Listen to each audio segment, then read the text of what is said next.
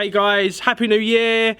Welcome to 2017. My name's Tony Piroth and welcome to the MYM Buzz, a weekly movie review show where I watch, then review the latest movie of the week. Thanks to our friends here at Cineworld Stevenage.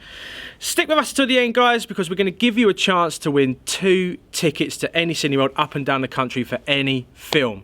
There'll be a question, stick around after review and we'll get straight to that. The movie review... What? Before we get on to the movie review of the week, obviously, there were so many movies that came out in 2016. Oh, go Dayle. There's so many movies coming out in 2017.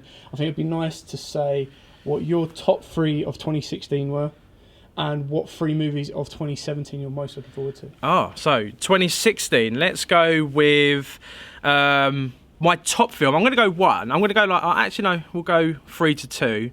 Number 3, I'm going to go out here with Mrs. Peregrine's. You quite like Mrs. Peregrine? I like that. Just straight for the storyline, and it was a surprise for me. I thought it was absolutely wicked. I just love the whole story to that, and Samuel L. Jackson as well in that just really blew my mind. Number two. I'm just going to chuck some titles out so you don't get too confused. We had Deadpool, we had Civil War, we had Doctor Strange, we had Rogue One, we had. You've hit. No, I think you've hit. I think you've hit it there. I'm going to go with Doctor Strange for number 2, purely for the fact that it was one of them films that I felt I walked in there like what we said before in a review. It was like Guardians of the Galaxy. I've walked in, no expectations. I've sat down. I've got me drink, and I just thoroughly enjoyed it. I was taken to another planet. I was taken to another venue. I was just immersed in that whole film, and I like Benedict as Doctor Strange. I thought he was wicked, and yeah. My number 1, though, you're going to know what my number 1 is. I'm going with Rogue One. It's Rogue One. Yeah. I'm a Star Wars nut, so obviously Rogue One's going to be my... But as a film critic point of view as well, I like the way it was shot. I like the actors. Some people, I've seen reviews saying, oh, I wasn't invested in some of the characters, the characters this, that. But it wasn't... The whole premise of a Star Wars story is not to make you be like, I want to fall in love with the characters. I'm going to then take a massive journey with them. Yeah. Not like episode 1 to 7. What did you think about the speculation that there was a completely alternate ending where some of the characters actually survived and that there would have been a huge battle between Krennic and Jyn on the... I like that, and I've kind of heard that they shot that, and I kind of would be like, right, DVD extras, I'm going to be like sitting there watching that, or waiting for it to come out as well, I'm watching it. I like that idea, but I love the way it ended, because it's a Star Wars story. It's supposed to be a chunk of Star Wars history. Just tie it up. That you could tie it, put it in a nice little pink bow and put it underneath that tree, that Star Wars Christmas tree. It's a present from Lucasfilm to us, and that's what I liked about it. And it was I thought it was very fan-driven in places in that film. And like with our review, we watched it early on. I haven't yet been back to see it. I want to see it again because obviously, like everyone says, you watch it a second time, you're going to catch up on things. It was like Fantastic Beasts. When we watched that again when we went to MCM Birmingham. Do you know what I mean? As the crew, we went for a crew kind of cinema screening, didn't we? We went to that. And there was bits in there that I was kind of like, well... Didn't notice. I love that. Top 3 for next year, Dayle. Well, this year, we're in it. 2017, guys. We're actually living in it now. We'll probably have to revisit this at some point because it's probably going to change. But from what's been scheduled for this year so far, what are the top 3 you're most excited to see? Top 3. Number 3 is going to be Guardians of the Galaxy Volume 2. I think looking at the trailer, there's 2 trailers. There's one teaser, one kind of playful trailer. I've literally got to fast forward to the group bit. Watch that bit and then fast forward to the second group bit where he's running away. I like the group bit. The group bit when he's got the bomb in front of him and rockets go into him, or you just press this button. Explain it to me again. Yeah. And Groot. I'm Groot. And Groot. And Groot. And then he just runs off with it. Love it. So number 3 is definitely Guardians of the Galaxy Volume 2. I'm looking forward to seeing that. My number 2 is going to be Alien Covenant. Hopefully I said that right. You're old enough for that. Who, me? Yeah. No, I'm only 17, Dayle. Gonna need your ID. Yeah, I'm going to need my ID for that. We're obviously going to be reviewing that. If we didn't, it would be criminal. I think Ridley Scott has got to redeem himself after Prometheus. I feel we've got to move on from Prometheus. I like Prometheus. I think it's a good standalone film. It was kind of, oh yeah, we're going to go back. We're going to play around with it like episode 1, and yeah, we're going to ruin it. But let's look. I mean, the trailer looks absolutely epic. It's got that science fiction, dark corridor, white light, red light, white light, red light. You know what I mean? The alien, the darkness, the dampness. You're immersed even in the trailer. So number 2 for me is going to be Alien Covenant. Number 1 for next year, and I'm really, really looking forward to it. And I love his work. Is Christopher Nolan's Dunkirk. Wow. Okay. I think there's going to be a prologue coming out for that. It's going to be, there's a few screens in London. I don't know off the top of my head where they are. And I think the Science Museum is one of them. The IMAX Science Museum is one of them that are going to be showing it. I would like to go down and see that. Hint, hint, Dayle. Do you fancy a road trip? I would like to go and see that. I really do think that looking at the trailer, being in an IMAX theatre when we've had the sounds going on and stuff like that, it's going to be such an immersive kind of story, and it's going to be Christopher Nolan at his best. Yeah. We've had this big lead up to this, and yeah, Dunkirk is my 3. So, Guardians of the Galaxy, Alien Covenant, and Dunkirk. They're my top 3 for 2017, I'm surprised that there's no Justice League and there's no Star Wars Episode 8 on there. Star Wars Episode 8, I mean, I'm kind of like... Of course you haven't seen anything for it because yet. I haven't seen nothing for it yet. I haven't had no tasters. And obviously with Justice League, Batman vs Superman, I like the extended cut. Most people are like, oh, I like the original, oh, I like the extended. I'm the extended cut guy, and I love it. I think there was a lot in that extended cut that I really liked, and it brought the story together a bit more. Also, so leading off of that, I'm not really going to hold much hope yet on Justice League. We know there's an Aquaman movie going to be in production later this year as well, which is going to be absolutely awesome. And Wonder Woman as well. So let's see how they pan out first. I mean, I haven't been teased or my fancy's been tickled. So. Right, so that's Tony's top 3 of 2016 and top 3 of 2017 coming up. If you agree or disagree, guys, that's kind of our thing. We'll get on to this week's movie review. Yeah, movie review. So basically, let's start with a synopsis. So when Callum Lynch is given a chance to explore his memories of his ancestor, he gains the skills of a master assassin in the midst of the Spanish Inquisition. Dayle, you have that trailer for us lined up? Roll that trailer. His name is Callum Lynch. We've traced his bloodline back 500 years to the Assassin's Creed. This is your second chance.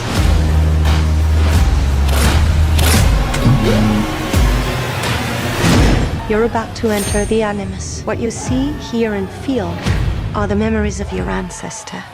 Movie review time, guys. Assassin's Creed. So, as with Fantastic Beasts, you're going to have a perspective of someone who's likely played the game and someone like Dayle, who's played the games heavily.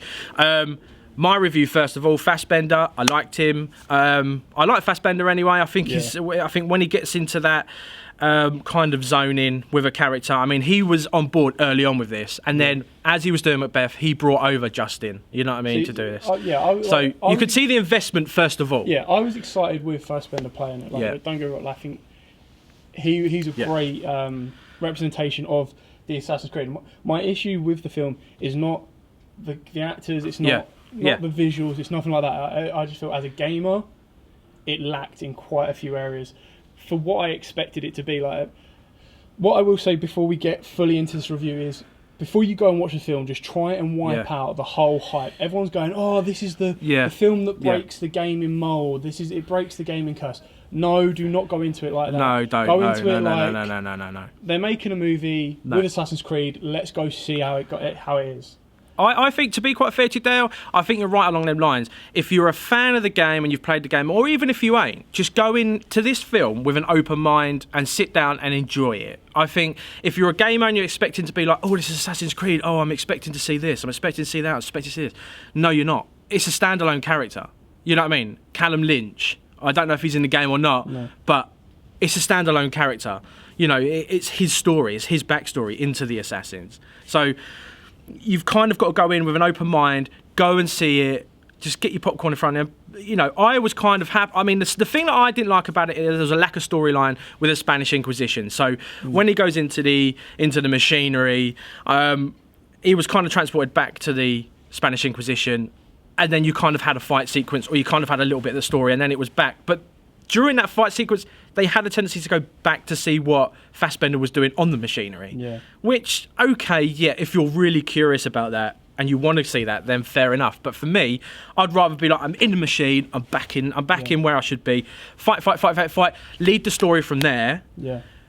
Also, the subtitles were a bit, even you admitted. Well, it's not so much that they were issued, like, they were trying to be authentic with the Spanish Inquisition parts, which was like no issue with. I thought it was very authentic. I think it was really good, and the subtitles work with that if you're not jumping back and forth. Now, the biggest issue I had was they were trying to be like, so Assassin's Creed is all about the history. It's all about going back in time. But we want to keep reminding you that we're in 2016. We want to keep reminding you that we're trying to bring Assassins to 2016. Yeah. And me, not so much as a gamer, just sitting there, I was like, don't worry about it. Just go. We get it. We get that Callum Lynch character is set in 2016. Yeah. But when he's in the Animus, he's going back. Yeah. We understand you want to try and show that they're syncing up, that he's syncing up with his ancestors' memories and that. But you were jumping so far back and forth between 2016 to 1492 or wherever the timeline was, that it was like 1 minute it's subtitles with an eerie, like really good authentic thing, and it's straight into the future, and it kept tweaking my interest on and off every single time. Oh, I'm the same with it, because like I said, I would rather see a story led in quite an extensive part of one time period. To say, like, I wouldn't want the kind of like it was like, we're there, we're having a fight, now we're back watching him fight in 2016, then we're going back there, and then there was hardly any rush as well. It did. You've hit the nail on the head. It made you feel like you had to be pushed to the end, so then they could set you up for maybe what's to come. I mean, like you said, where does it go? That's another issue. It's another issue. The other issue is they've tried to set it up for a series way too much, and without giving too much away, obviously, as we come to the end of the film, it starts to circle out into 2016. It starts to say, in the broadest of aspects, the Assassin's Creed is now in 2016, which to me personally doesn't work. The whole idea is that it's all about going back in history and how it works and develops. And I don't think they got that. I think right. they should. I think what they should have done is they should have done this whole Callum Lynch thing. I like that. Don't get me wrong. I like that. I like the build up. I like his backstory, and I think his backstory worked with little points in the film. Yeah. It brought it all round, and it brought it all to fruition. But listen to me. I kind of hoped that it was like a real basic origin story, if you get what I mean. Yeah. Like, they've got him in there, then he finds out about his ancestor. Do you know what I mean? He kind of, finds out how he got into the Assassins. Takes his time. Not literally like, boom, into the film, you're an assassin, dust, back to Callum Lynch, bush, back into the machine, back into the thing. Then we're into the middle of, it was rushed. Yeah. And for me, I loved it personally. It was a good action film. The action was filmed very well indeed. I thought it was very thoughtful in different sections of the film. Yeah. Like, Callum's backstory was very thought out, and it was very prolonged, which was very good because that's what you needed in that film. While you were being transported from 2016 to back then, to 2016 to back then, you really need to keep up with this film, and you really need to keep up with Fassbender, because he will just take you on that roller coaster where you'll believe in him every single step of the way. But because the storyline jumps so much, you'll be like, I think that's it. Like, everything is near enough on point. Like, you kind of get it. Yeah. But then when you get towards the end, it kind of steps off of... Yeah, it does. But the storyline kind of derails the rest of it. Yeah. But it's still a very good film. Like, the visuals are very, very good. The acting's very, very good. If you can sit in there and just go, right, I'm just here to watch that, rather than worrying too much about the storyline, in the hopes that they maybe get a second one and they... I think personally, it depends how much the fans pump it in to going to see this. I think personally, we'll wrap it up. I think we've covered every single aspect, really. I'm going to give it a personal 7 out of 10. To me, I liked it. Dale's kind of fallen back on his foot there. I gave it a 7. This is purely for pure facts. Loved Fassbender. Thought it was very good. Loved his character and his backstory. I loved the Spanish Inquisition bits. I thought they were very thought out, very well costumed, and the fight sequences were amazing. Storyline, for them 3 points taken off, storyline, no. I need a new host. I can't do this anymore. No, you can. I mean, I think that's me in a nutshell. Do you know what I mean? I mean, you'd probably go tone that. Not being funny enough for you, but like 4. But you're just, because I think you're going to go lower. Don't get me wrong, elements of it are really good. I just feel that the storyline was such a letdown that it deserves more. But a 7 out of 10 is not bad. 7 out of 10 is not bad. That's to me. 7 out of 10 for me is kind of come in. You've never played it before. You're going to sit down. You're going to enjoy the action. You're going to enjoy your popcorn, and you're going to enjoy that time out with your kids or whatever you're going to bring with them. Right. So Assassin's Creed 7, Dayle. I'll change it on the graphics.